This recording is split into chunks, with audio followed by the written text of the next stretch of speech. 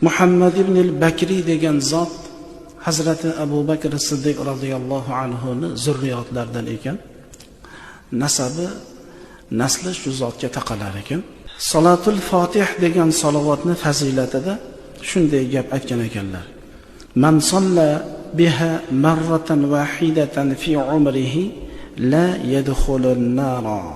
Kim bir marotaba Salatul Fatihni o'qib tursa umr mobaynida bir marta o'qigan bo'lsa ham u odam jahannamga kirmaydi degan ekanlar. Bir marta o'qisa. Man qara'a hadhihi as-salata marratan wahidatan fi umrihi wa dakhala an-nara falyaqbidni bayna yadayillah debdilar. Buni ham Muhammad ibn al-Bakri quddasasi ruhi aytibdilar. Umr mobaynida bir marotaba o'qigan edi.